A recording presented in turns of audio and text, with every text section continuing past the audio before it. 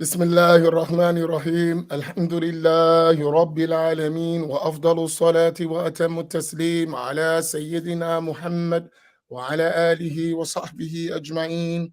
اللهم علمنا ما ينفعنا وانفعنا بما علمتنا وزدنا علما. أسأل الله تبارك وتعالى أن يجعل نياتنا خالصة لوجهه الكريم. وصلى الله وسلم وبارك على سيدنا محمد وعلى آله وصحبه أجمعين. Assalamu alaikum wa rahmatullah. Inshallah ta'ala, we're going to continue with our reading of the book Al-Laa Madhabiyyah, inshallah, by our honorable Sheikh Muhammad Sayyid Ramadan Al-Bouti. Let us recite Al-Fatiha to his soul. Al-Fatiha.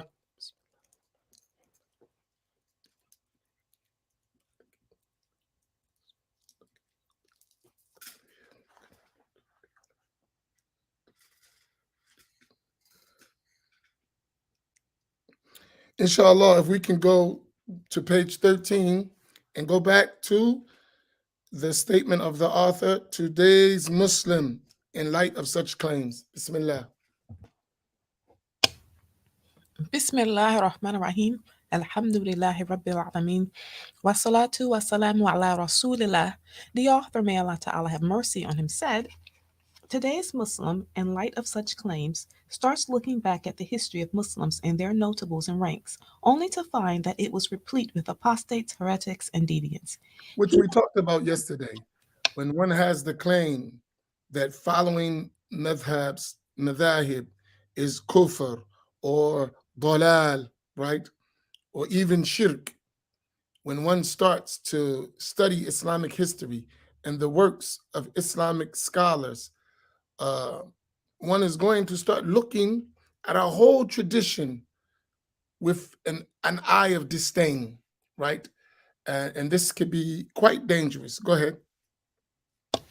He who has taken Islam from them and was influenced by his affinity to them is now taking the risk of trying to free himself from following the four Imams. Which ends up, as the author mentioned, that now hum rijal wa nahnu rijal. That becomes the state. They're men and we're men. In other words, they made their opinions and we can make our opinions. And they look at scholarship like that. And we see that. And all of us know today, those people who have this idea, I follow Quran and Sunnah, is as if they're saying, I'm equal to Imam Abu Hanifa and Imam Malik and Imam Shafi and Imam Ahmed from their side. That's the statement. When we get more deep, it is, I'm not only equal to them, and everyone who is of the top scholars, we're all equal. All of us are on the same level, which is a direct contradiction of the Quranic verse, قُلْ هَلْ يَسْتَوِي الَّذِينَ يَعْلَمُونَ وَالَّذِينَ لَا يَعْلَمُونَ. Say, are those who know equal to those who do not know? There's a clear distinction in the Quran between people. So this one who gets to this level from listening to the rhetoric of those who say we don't follow madhahib is end up really opposing this verse in meaning, in practice, because there are levels, and you're saying, no, we're all equal. Hum rijal wa nahnu rijal. They're men and we're men. They have their opinion and we have our opinion. No, I'm good. I'm sorry. When I think about such thought, it's crazy, right? And I'm going to, as we go through this, I'm going to push this up a few notches, right? So there's going to be information I'm going to give you that will take you from a common person to a student of knowledge, and in some aspect give you a window into scholarship. So keep this. We're all common people. I'm included. I'm no different from you. Even if I'm just maybe a few levels or a level or a half a level or a quarter of a level higher do you in knowledge, I'm just like you. We're all equal. All right. So there's no claims being made. And I'm not being humble. We're all equal, right? We're all the same. We're all striving to learn. So what applies to you equally applies to me, right? Is this point clear? Because sometimes, when we be on the internet, or when, and you happen to be the teacher, sometimes the teacher can be deluded about himself or herself. I'm not one of those people. I'm not deluded about myself. I know my state. I know my rank. I know who I am, right? So we're all equal. So since we all equal, then if I know my stuff, I can help you understand yourself if you don't know, because I do, right? Let's take this statement in terms of me, because you're kind of relying on me in a way to help you. So let's take this. I've learned enough to know that I don't know enough. Please put that up. I've learned enough to know that I don't know enough.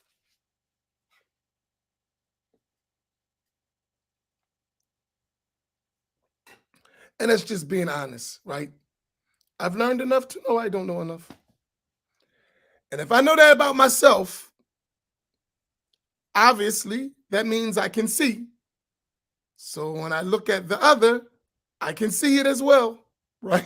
I can see it as well. And that's not a bad thing. So where I know my weaknesses, I know your weaknesses, right? I can see them. You know, a good boxer, just to give you a point, when he watches a fight, he already sees the weaknesses of the fighter. He knows where he's weak at. He can watch, right? If he's a good fighter, right?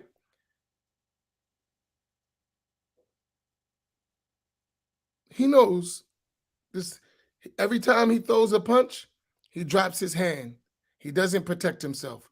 So when he throws that jab, he's going to drop his hand. That's your moment to strike, right? Just pay attention. He throws the jab and he drops his hand. When he drops his hand, you can hit him with a straight punch or you can hit him with a hook. He's going to drop his hand. It's going to be quick, but you got to pay attention. When he drops his hand, that's where you hit. Analogy.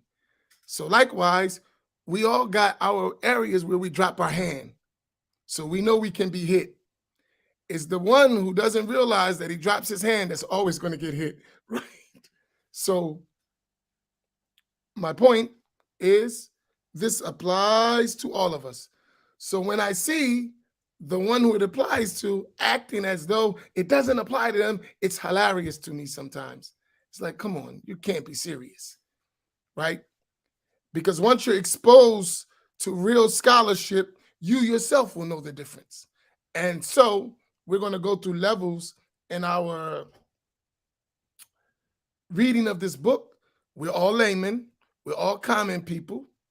I'm going to help us see from the eyes of a student of knowledge. Then I'm going to let you get a window into scholarship. So that means for the purpose of understanding, I'm going to raise our levels of insight, right? So it may get technical sometimes, but remember, it's only giving us a window, right? So don't take it like, man, this is too hard. No, no, no, no, no. I'm going to demand a little things so you can understand our place, right? You know what I mean? Where we really at? Because this modern movement has made us get outside of our lane. What we're going to learn is how to get back in our lane so we can benefit. Inshallah. Go ahead. He now tries to understand the sacred law from its primary sources, the Quran and the Sunnah, only to find out,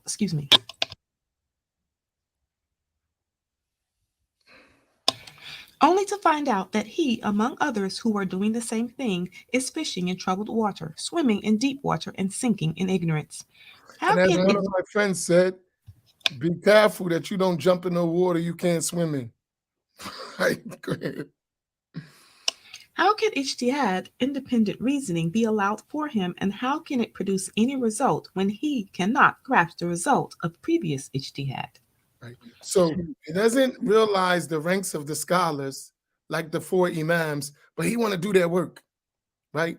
He doesn't even know how it works from an observer standpoint, let alone how to do it.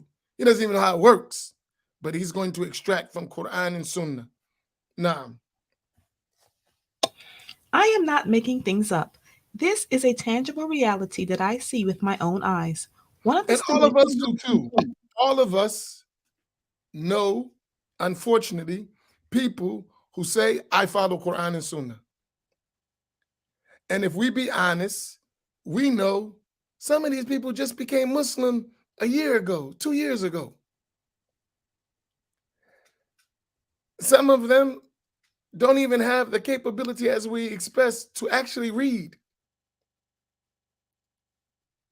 They don't have the intellectual capacity to deduce things from the Quran and Sunnah, right? But they've got that slogan, I follow Quran and Sunnah. I'm on the Sunnah, and have no idea what the Sunnah is. And we're going to discover that. I'm going to give you a big window to look at the Sunnah during these classes. You're going to see the Sunnah in a way you've never seen it before, inshallah. One of the students at the Faculty of Arts at the University of Damascus approached me and told me that he was a new practitioner of Islam and that he had read a booklet on the jurisprudence of Imam al-Shafi'i and had been following his school. But then he read a Quras booklet which claimed that it was unlawful for a Muslim to follow any of the four schools, and if he did, he would fall into disbelief and go astray from the path of Islam. It maintained that a Muslim should take rulings directly from the Quran and the Sunnah. The student explained to me that he could not read the Quran as it should be read, not to mention that he was ignorant of its meanings and legal rulings therein. He asked me what to do. So this person's reading this book, and I have the book, right? That's telling you that the shirk to follow the four imams, it's like worshiping rabbis and nonsense. So you're talking that to a person who just learned how to read the Quran and definitely doesn't understand it, but he's going to extract legal rulings. What should be my answer? Should I say that I am too busy with more important and urgent matters pertaining to Muslims to answer such a trivial and minor issue? Should I prevent myself from speaking about this out of fear that I might create more needless divisions amongst Muslims? Is it really negligible? And can I deal with the more urgent issues showing people their solutions without having to say a word concerning the problem preoccupying the mind of this university student? Is it only one person that I could take aside, guide him to the truth, thereby avoiding stirring up divisions? Rather, there are countless people like that whom this booklet has managed to confuse, making them less certain about their history and more ignorant of the reality of their Islam. So there is a need to discuss this topic in the open, and it should be considered a part of the other major issues. This course of action has been imposed on us by a group of people who are no different, in our analogy about rushing an injured person to the hospital, from those who want to take a bleeding person and perform plastic surgery on him instead of helping his wounds heal. We would be crazy to close our eyes and be silent about this while arguing that stirring up differences would be harmful to this sick person. We Read would that line again, because for us, we should take this line very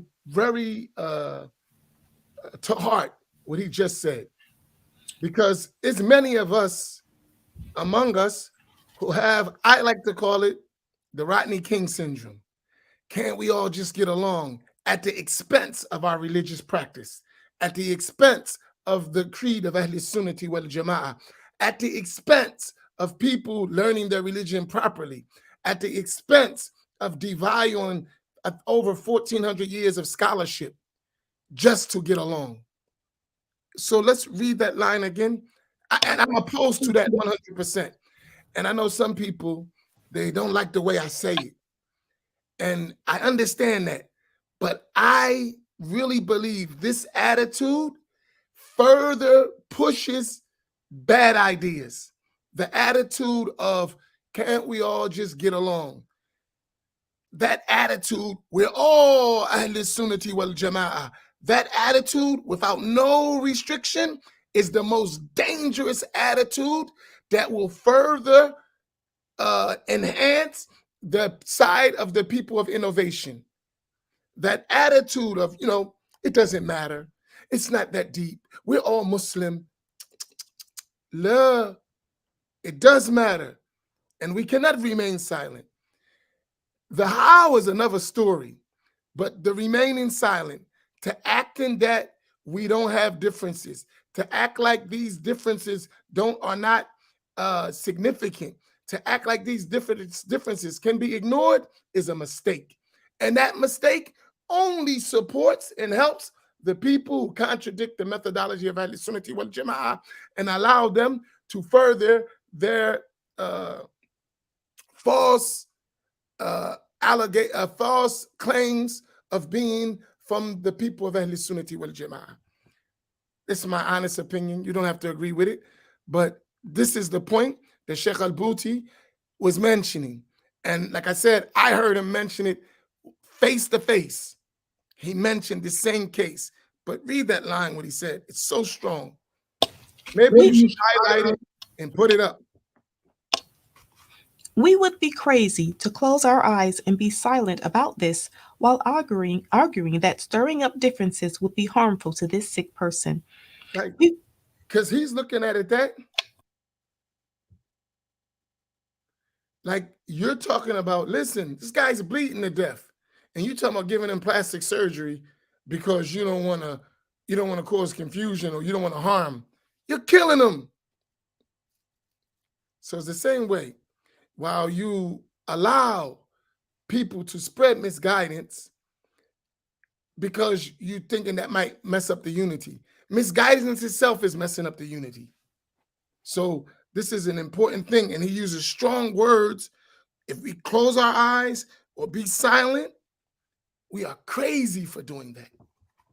That's strong wording. Now, we would be mad to think that we should remain silent and leave these people to do as they like. No. right? That's like Majnoon. That's insanity to just be quiet, let them do what they're doing, and don't say anything. No. As our teachers mentioned from the early scholars, the one who remains silent in the face of falsehood is a tongueless devil. The one who remains silent in the face of falsehood is a tongueless devil.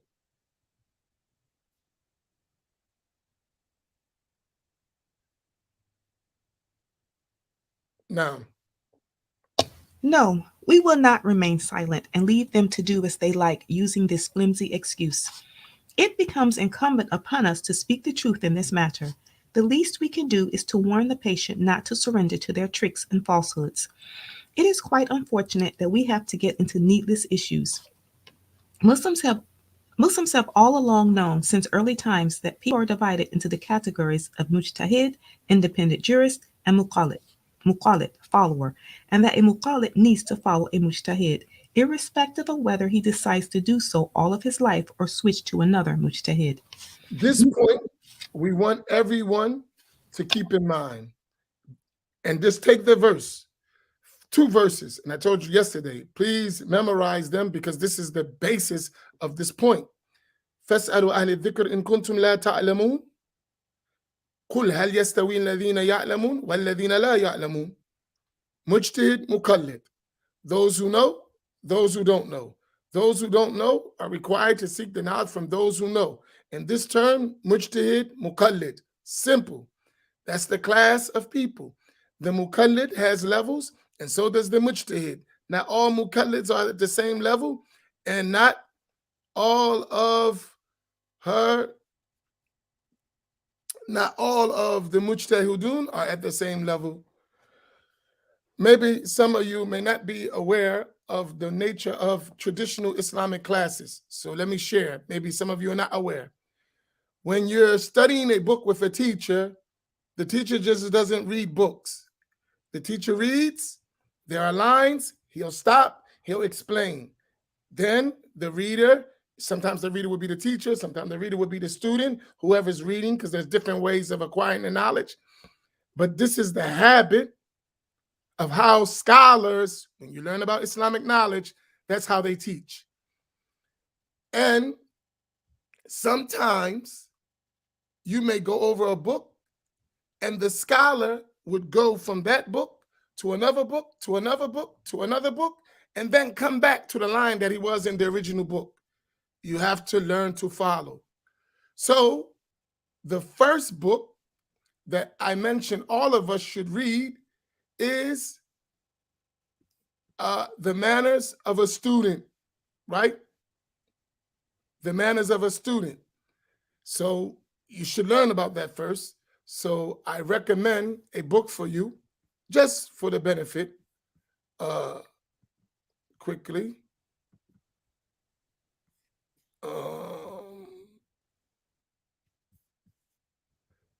For those who are new, because somebody may not know, and they're looking for one thing and don't know how the system works, right?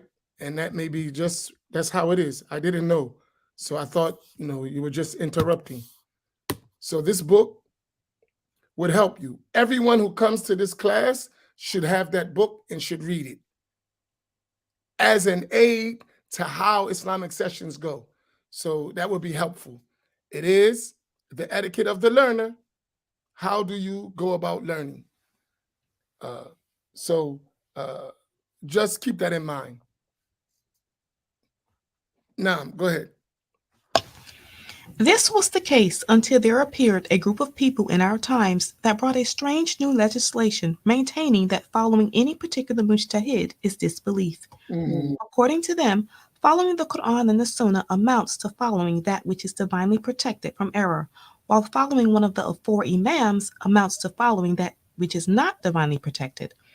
Based on this, it is necessary for everyone to follow that which is divinely protected from error and to stay away from following that which is not divinely protected. And here the point is the intention from the person, from an observer standpoint, is good. I just want to follow the Quran and Sunnah, which is protected by Allah.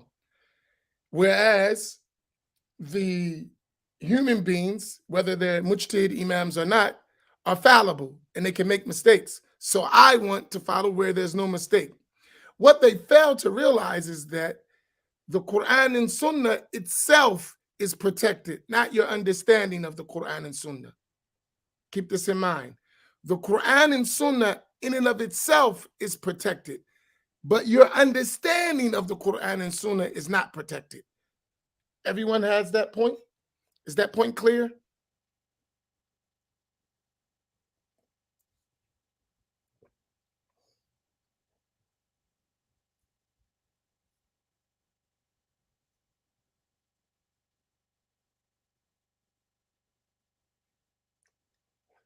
Inshallah, can you read that point again?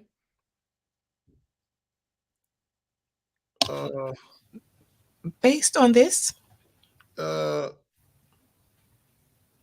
according to them, yeah, based on this.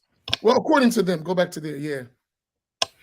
according to them, following the Quran and the Sunnah amounts to following that which is divinely protected from error, while following one of the four imams amounts to following that which is not divinely protected. Based on this, it is necessary for everyone to follow that which is divinely protected from error and to stay away from following that which is not divinely protected. So what you're going to get to is that the mujtahid is going to have certain prerequisites in his knowledge and qualifications that allow his understanding of the Quran and Sunnah to be closer to the spirit of revelation than the one who doesn't have those prerequisites and qualifications. That's it. Not saying that his opinion is divinely protected from error. However, he has some prerequisite knowledge and some qualifications that makes it more probable that he's understanding the revelation as opposed to someone who doesn't have that those prerequisite information or qualifications. Now, Every intelligent person in the world knows that if a people knew how to follow the divinely protected from error and had the means to understand his subhanahu wa ta'ala intent, they would not have been divided into these two categories, muqallid and mujtahid, in the first place. Allah subhanahu wa ta'ala would not have ordered the layman to ask the people of the reminder if you know not. Holy Quran, Surah 16, Ayah 43. which is a principal verse to show that there is people who know and people who do not know.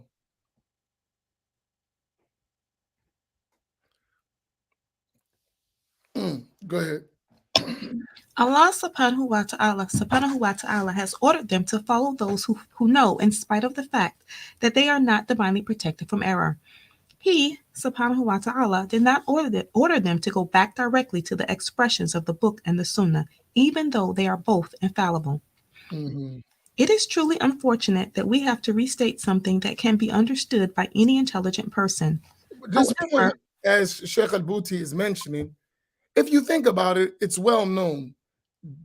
Just think of any other science. I was explaining to someone yesterday, I said, what kind of fascinates me, in every other field of study, right, we have a, a clear line of distinction between an expert and a non-expert, a professional and a non-professional, a specialist and a non-specialist. But when it comes to Islam, we act like everybody's equal. In everything we do, we realize someone who's attained a skill, a level of a skill in a field, and someone who's not. We have that in everything. But when it comes to religion, Islam, for us, is all equal. Everyone can do it. It's not even intellectually feasible that everyone can do it. Not everyone is at the same intellect, right? Everyone can't do the same thing. So from that,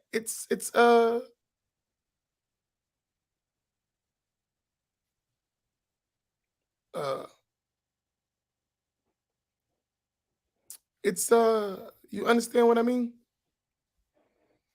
It's not even intellectually feasible to say that. Naam, go ahead. however, we find ourselves obligated to do that after someone who chose to withhold his name published a Quras booklet titled هل المسلم ملزم باتباع مذهب معين من المذاهب الأربعة. Should a Muslim follow a particular madhab and the blind following of madhabs? So this is a book that was written by someone to and I'm going to be mentioning some cases about that book as we go through this book. Uh, but it was a time when that book was being spread all around the place, blind following of the madhabs. Now, He attributed it to Muhammad Sultan al-Ma'sumi al-Khajnadi al-Makki, a teacher at the Grand Mosque in Mecca. In summary, the author of the booklet describes those who follow the Mujtahid Imams as ignorant, misguided, and among those who have divided their religion into sects. Citing the verse, they have taken their rabbis and priests as lords besides Allah Ta'ala. Holy Quran, Surah 9, Ayah 31.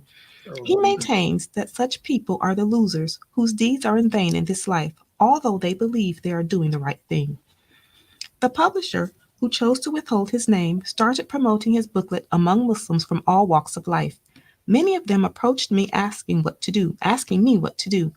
One of them was quite happy to tell us that one of them was quite happy to tell us that what we have been tiring ourselves out teaching, excuse me, mhm. One of them was quite happy to tell us that what we have been tiring ourselves out with teaching and calling for Islamic jurisprudence and the sacred law amounts to no more than the understanding of the mujtahid imams of the schools of law, and this is no more than the result of their thoughts in jurisprudence, which they related to the Quran and the Sunnah. He showed me the evidence of what he said from the booklet, quoting, as we have mentioned, Islam consists of basic tenets and pillars any Bedouin could understand in minutes and could easily apply in his life. Why is it that you claim Islam to contain a wellspring of civil, criminal, and international legislation? Why do you claim Islam is both governance and religion? This person said, here is proof of the falsehood of your claim provided by no other than the teacher at the Grand Mosque. What am I to do in this unfortunate situation? Should I remain silent and appease those who believe that there are more pressing issues than this to be concerned about, and that such an issue is a distraction from those other more important matters? Here, I want to share something with you, right? Um, uh, uh, y'all, let me share something so y'all can slow down in the comments, right? Right? Just listen to me, please, for a second. We're on social media. We have no idea when people talk. There are those who generally have a concern.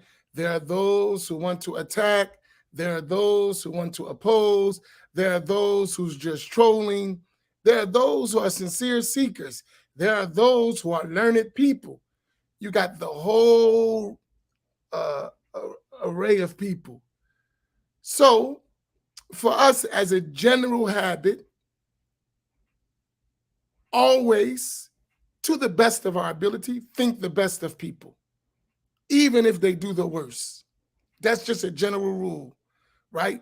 For anyone, because we don't know what people, they might not even know how to behave, right? I'll give you an easy example of that.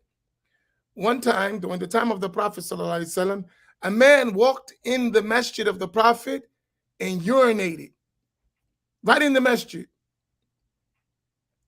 And the Prophet ﷺ, the companions wanted to wring his neck. The Prophet said, hey, teach him. He doesn't understand. And he told him what to do. And he told him about the masjid. So we should look at when people come on our platform like they're that betterman man. They might not know the etiquettes of how to deal with what we're doing. They knew, or that, now when someone learns and they keep doing it, then we address them properly, right? So you'll notice there are some people that come, and every time they come, they're extremely disrespectful. And I never get mad, right? I'll mess with them, I'll engage them, because they're learning, right? And some people got to learn. Listen, all of us went to school, and in every classroom, usually there was the one kid in the class who needs attention, and they do stuff, right? They mix it up. You got to be patient sometimes with that which disturbs you. That's just in general. But now, if someone is over the top, then we'll address it. But normally have a little patience with those who don't agree with us or who don't understand us. Just be a little patient. And more than patience, as we learn, be forbearing. Be able to take some stuff, wish good for people and not return it, right? That's forbearance. You take harm, you don't reciprocate the harm, and you wish good for the one who harmed you. That's a Sufi quality that we need, right? So, because there's a lot of people who do stuff that would disturb me, and I can just block them. I never do that. I've never blocked someone except they was trying to harm us, right? And it was obvious they was trying to harm us. I never block nobody, right? So we got to be patient. Long as they're not totally disrupting, be patient, right? Be patient, be forbearing, because that's a part of da'wah, right? The Prophet ﷺ was forbearing for 23 years. For 23 years, they opposed them. They tried to harm him. They called him names, and he was patient and teaching, right? Sometimes he did defend himself and even sometimes be offensive, but that wasn't the norm. The norm was forbearance and patience and dealing with harm. So let us try to embody those prophetic characters, right? So, because, and for the guests, our people been with us for quite a long time. They love me. They love what we're doing. If someone seems to attack, they're going to defend. So from the one who, when you get bombarded, understand where you're in. You're you're with people who love and respect the one who's teaching them. They love the platform. It became a family for them, So when someone goes against it, like everyone else, they protect their family. So it's a balance on all sides. Y'all with me? Is this clear? So don't take it as necessarily uh don't take it as an attack. Just say, man, they love their platform and they protect it, right? It's not always an attack, right? So we should be all right. All right, inshallah, we'll continue. Is there any matter more important than addressing the confusion of those people whose situation, or rather only part of whose situation, I described?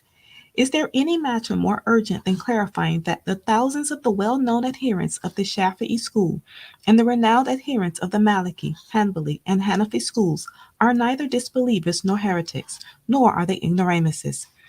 They are the Imams of the Muslims credited for their defense of the sacred law and for relaying it to the people. Is there anything more important than pointing out to the person who found what he was looking for all along in this booklet, echoing boldly the view propagated by the German Orientalist Joseph Sachet, who is well known for his enmity towards Islam, that Islamic jurisprudence is not merely the product of the minds of the Imams who wish to attribute their works to the Quran and the Sunnah? Sachet would probably be pleased to support his view using the same evidence used by the author at the beginning of this I booklet. think that's a mistake. Read that again. They are the imams of Muslims. Read that again. They are the Imams of the Muslims credited for their defense of the sacred law and for relaying it to people. Is there anything more important than pointing out to the person who found what he was looking for all along in this booklet, echoing boldly the view propagated by the German Orientalist Joseph Sachet, who was well known for his enmity towards Islam, that Islamic jurisprudence is not merely the product of the minds of the Imams who wish to attribute their works to the Quran and the Sunnah? I think that should say is merely, not as not. Let me check, inshallah.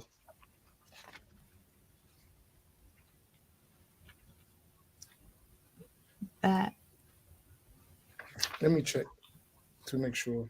1 second.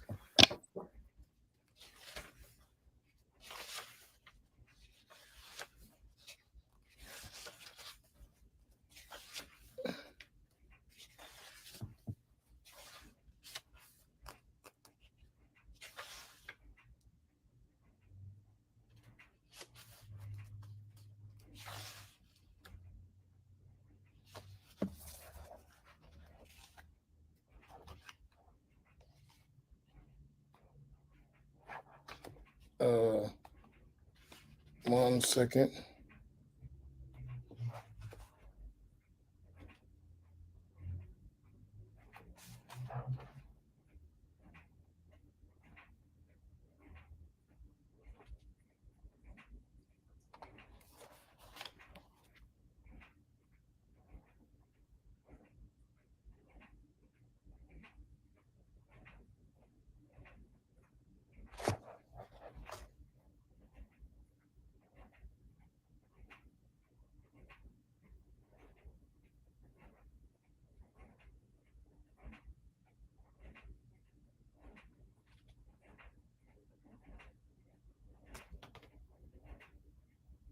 Yeah,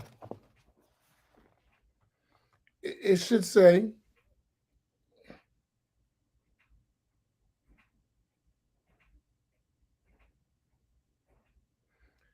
So it should say that it is merely the understanding, not. The way it reads in Arabic could fool you, but what it's meant, it is saying that really all it is the imams using their opinions and attributing it, right? So the not should come out. Read it again, the last part. that Islamic jurisprudence is merely the product of the minds of the Imams who wish to attribute their works to the Quran and Right. the Sunnah. So what he's saying, he's blaming it. He's saying their works, jurisprudence, al-fiqh al-Islami, is really just someone's understanding of the Quran and Sunnah that they're trying to attribute to the Quran and the Sunnah. Go ahead. Satchett would probably be pleased to support his view using the same evidence used by the author at the beginning of this booklet, namely that Islam is very basic and understandable by any Bedouin in a matter of minutes, after which he would say, I need no more than that, so where did all of these rules come from? Is there anything more urgent than addressing the foolishness, delusion, and ignorance engulfing such a claim? I will Right. address So such. here's the point that uh that is one saying that, I don't need anything. I just read the Quran and Sunnah, and I don't need nobody's opinion. Once you try to establish that the imams is only giving their opinion, and they're trying to say it's Quran and Sunnah, which is far from reality, which is an argument of the Orientalists. Now, I will address such falsehoods and show the truth in this matter. I will, however, abstain from the type of insulting language found in this booklet. I will abstain from labeling people disbelievers, misguided, ignorant, and blind followers. Rather, I will explain everything in an objective manner, free from fanaticism or bigotry, which is the source of all troubles facing researchers nowadays and throughout the ages. I ask that Allah subhanahu wa ta'ala guide us to his righteous path, purify our souls from any grudge, bigotry, or treachery. He, subhanahu wa ta'ala, is indeed most kind, most knowing. now Damascus 23rd Dhul Qadr, 1389. we'll stop here, inshallah ta'ala. Uh, I want to share something with you just quickly, right? And just, I get sometimes questioned, even by my teachers and my fellow students of knowledge, about the way we do things. And I'm trying to strike a balance in what we do.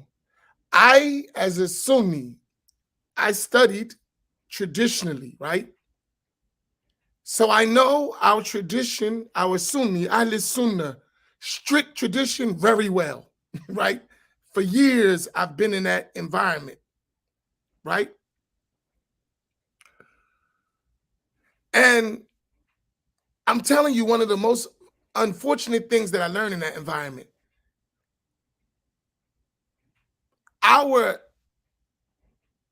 our people,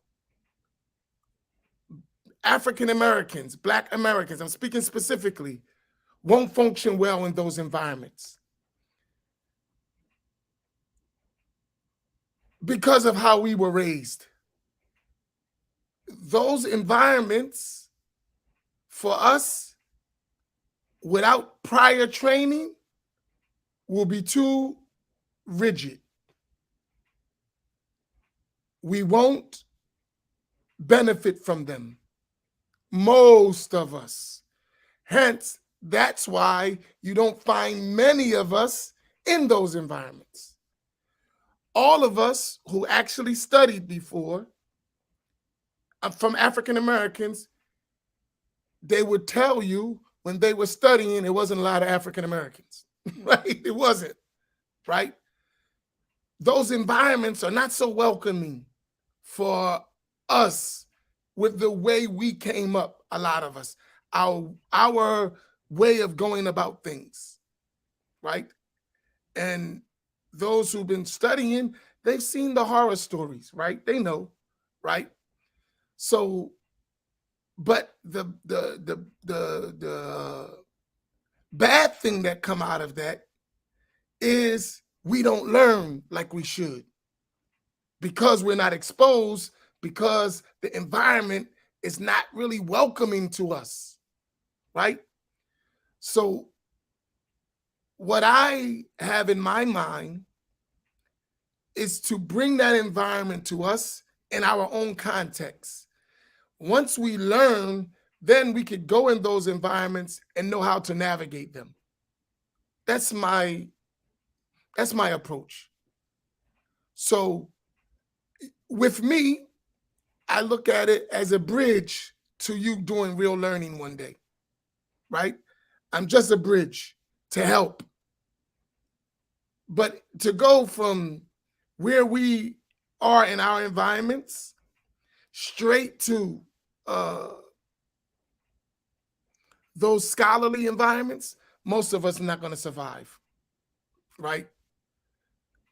So, but we need to learn. So, make an environment where we learn, we start to learn and think, and then we be okay, inshallah. Y'all follow me? So, there's going to be a little uh,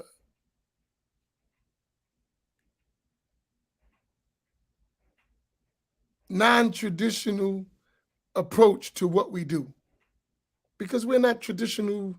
We're not in nobody's box. We all over the place. And I don't really see that as a bad thing because we're going to have to reach people that's all over a box. And in da'wah, you can't come.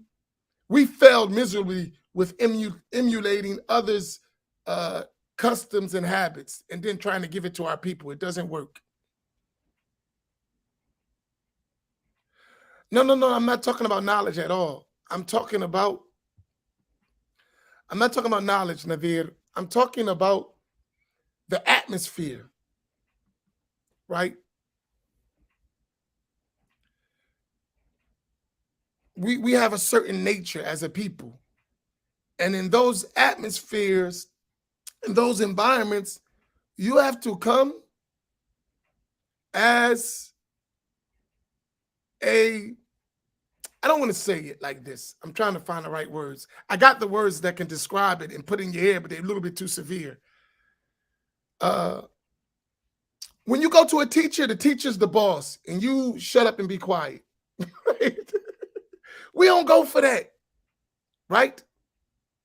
As a nature for us, we don't go for that. Our whole system rejects that.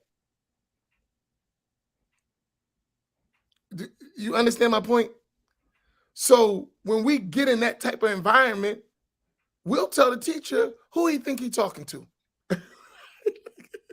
When that's a taboo in those environments. Do you understand my point?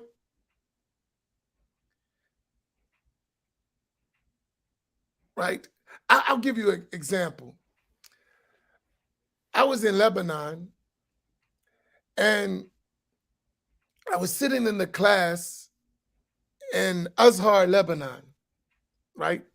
And the Mufti was teaching the class, the Mufti of the area. I won't mention his name or which Mufti so I don't get in trouble. So he's teaching the class. So we're in the class. And he was so rough, right? With the students. But he's the Mufti and he's teaching and it's a class. I'm like, man, you better not talk to me like that. I'm like, boy, better keep it with the Lebanese, bro. Right? Like I'm telling you. But that's the norm, right? Uh, that's the norm. It happens, right? So, and he love you, and it's nothing hard. It's just that's the culture, right? And you know what I mean? That's the way it is, you know. Uh, there is, things that would, right. And it has nothing to do with that. It's manners and behaviors. And the teacher, they look at the teacher as the ultimate authority.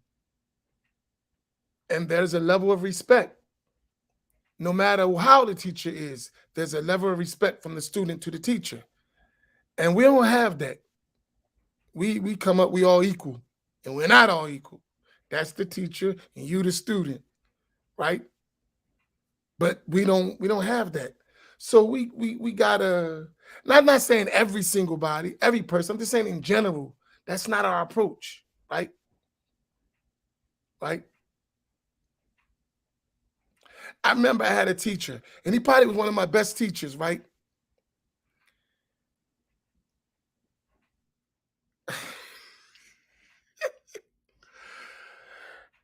So he was teaching me.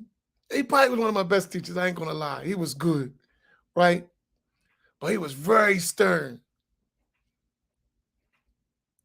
And I'm from the hood, right? Like, ho. And he was so sharp. Even when I was reading, he was like every single word correcting, and he didn't do it to the others. And he was like, bam, bam, bam. And I ain't gonna lie. I was like, one more time, I'm knocking him out. Right? Like, that was my feeling. I was like, one more time, I'm knocking him out. Right? And I would leave his class. I didn't even want to come back. I was so, but he wasn't doing nothing. He was on me, making sure. And I had all stuff going through my mind. Racist, don't treat the Arabs like that. You know, I had all kinds of stuff. And remember, I'm the only black guy, so add that to it, right? I got all kinds of stuff going through my mind. But I stayed. And alhamdulillah. And then later, I went to visit him this years later. I went to visit him, and he's like, see what you're doing? That's why I was so hard on you. I knew you were going to be able to do what you're doing. And I took it a whole nother way. He's like, you see what you're doing now? That's why I was so hard on you. And he smiled, right?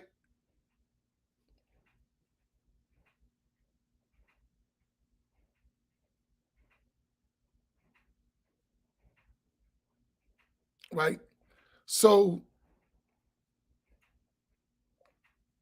you understand what I mean? So we have to have, some give and take here, right? Because the ultimate thing is we want to learn, right? We want to learn. And everybody don't learn the same. So we got to be patient.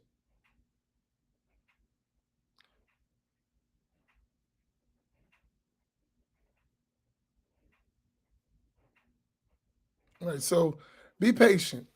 And so, don't be so hard on each other, right?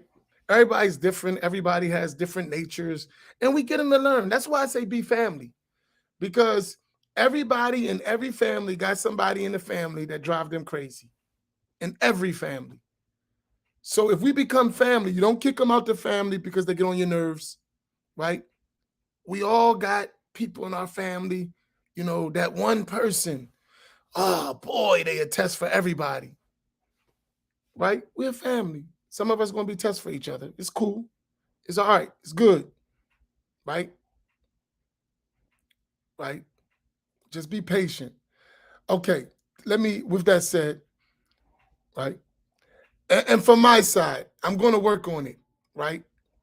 I am. I'm going to work on it. I got thick skin. So I take it and I also give it out, right? So be patient with me too, because I may hit you up sometimes, right? But it's all love, right? It's all love, right?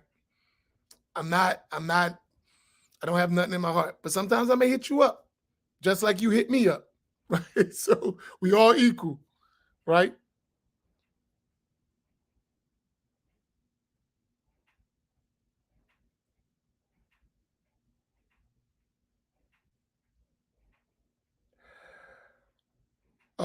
Since you're speaking about manners, can you please highlight the statement of the author and the fact that we need more scholars, imam students to be able to deal with the differences with respect in academics?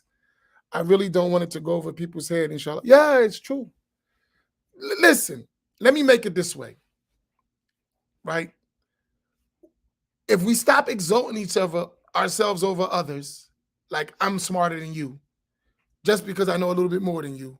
No, no, no, no, no, no. We're all equal, right? We all traveling the path to Allah. Some of it's easy for some, difficult for others. So when we differ, I don't automatically assume you my enemy. So we can discuss it. We don't need to debate. We don't need to fight. Let's discuss our differences. And maybe through that discussion, sometimes it become intense. You may see my point, I may see your point.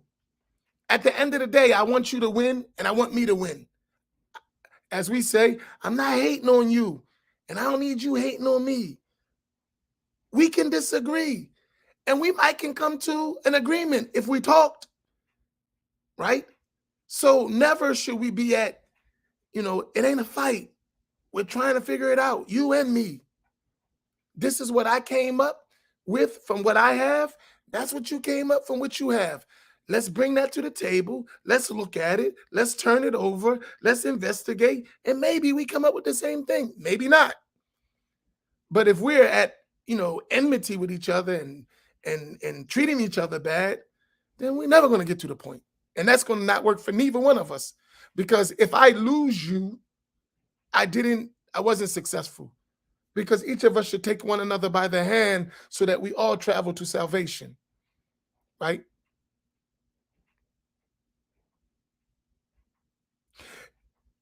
So, just be cool, man. Relax. Chill. You know? We ain't at war with each other. At least I hope we not. Right? We're not. We're trying to get somewhere. And all of us has different experiences, different access.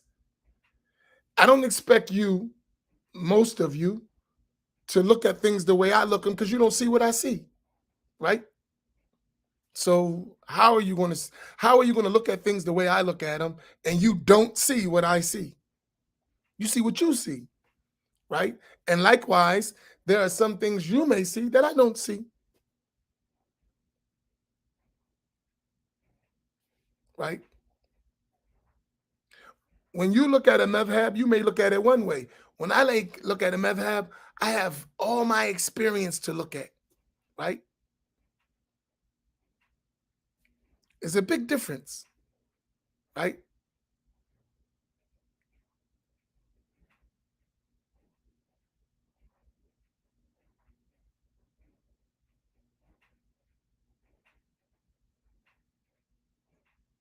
That's right, Farouk. Tell him. Where's Miss Joanne? I didn't see her all day. Is she here? I must have missed her. Is she okay? Put an APB out on her. Where is Miss Joanne? We have your flowers. The plane is on the run. Your jet is on the runway, waiting to take off. Oh, she's here. I didn't see her. So let me give tonight. Don't miss tonight's Black Imams Roundtable. It's going to be one for the history books. We're going to talk about reevaluating Sunni Islam with Sheikh Abdul Karim Yahya. And it's going to be an open, frank, unfiltered discussion. Black Imam Roundtable style. Don't miss it. Set your notifications, set your alarm clock, set your phone alarm. Don't miss tonight's session. It's going to be a powwow or fire or whatever you call it. Let me take these last few questions and I got to get out of here too.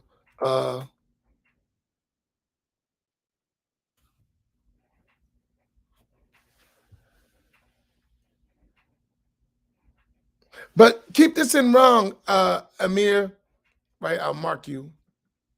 Some people don't want to get along. It works for them to stay in control, so they don't want to have no discussion. Because if they have the discussion, sometimes it's going to be exposed that it's not like they say. So they don't want the discussion at all, period. And they'll find every way around that discussion, even if that means make enmity so you don't discuss. Don't listen to him. He's a deviant. Oh, that's a nice way to avoid a conversation. Make everybody enemies so we don't never have to talk. And that way you can continue indoctrinating people because no one can talk to you because he's a deviant. So we don't talk to deviants. Nice way to do that. If you follow what I'm saying. So some people, they don't want to have a discussion.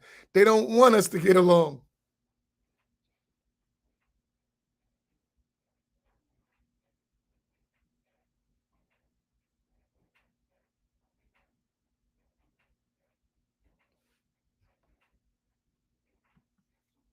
Okay.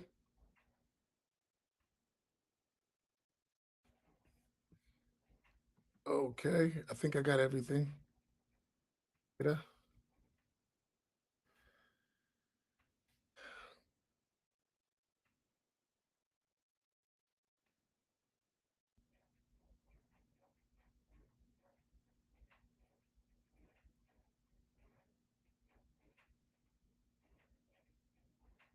Oh, some people, it's 7 o'clock Eastern, Sister Anissa. Um, oh, y'all know that all caps in typing is considered yelling. Maybe some people don't know that. If you put all caps, that's considered yelling. If you put just some caps, that's emphasis. So keep that in mind. So you may just be writing in caps because you don't know that, and people think you're hollering at them. Just as a note.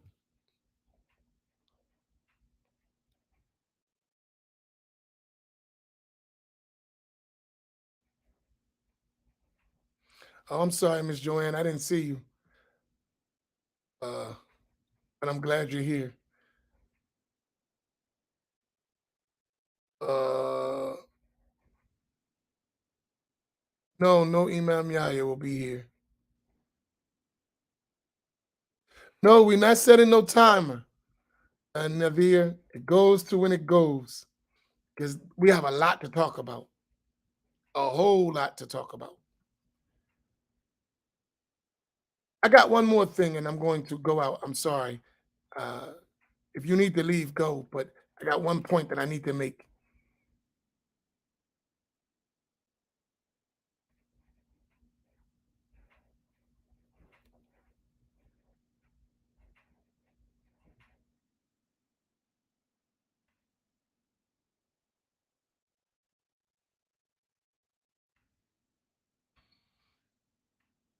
Okay. Oh, next week. No, the 19th. Is that the 19th? Where's my phone?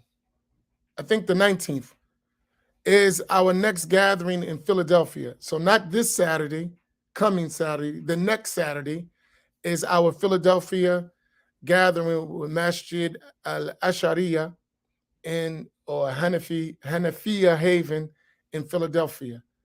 I'll have the flyer up tomorrow, inshallah. So don't forget that. Last point I want to emphasize to all of us, and I indicated it, right? I indicated it. I indicated it earlier. The people here, most of them feel like they're a part of the 3453 family. I want y'all to keep this in mind, please, right? Most of the people here that have been around for a long time, they feel like this is a family. And there are people who have attacked this family. Even they seem to be with this family, but they attacked this family. Some of them have attacked our roundtable imams. Some of them have attacked me personally. This has happened, right? So people in here, they take that to heart, right? So when we have this idea of, it's all good, it's not all good with everybody. It may be all good with some of us, and we can overlook things. But some of us don't overlook those things, right? So what I would suggest to you, all of you, is watch your loyalties. Watch your loyalties. Because if people seem to think you're not loyal, they're going to treat you differently out of a means of protecting the family. Is this clear? So watch your loyalties, because out of a protection of the family, some members may treat you different if they think you are in the process of doing something that may harm the family. Do you understand that? Is everyone following me here? Please, please, this is extremely important. So even a comment could trigger the family to come to defense of the family. That's just natural. If you talk about my mother, I might get offended, right? I may get offended. That's my mom. So likewise, or my dad, or my brother, or my sister. That's natural. So what I'm telling all of you, watch your loyalties, because there is always a response for what is perceived. And I'm going to tell you, like y'all treat me, perception becomes people's reality. If person perceives you a certain way, even if it's not true, it's probable that it's going to become their reality. So watch how people perceive you, right? Be careful of that, because they may perceive you wrong, and if they do, it becomes their reality in relation to you. So watch your loyalties. Is this kind of clear for everyone?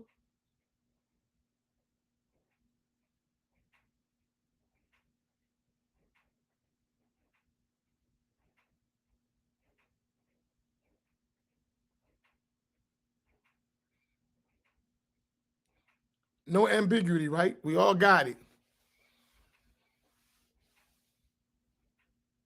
Okay.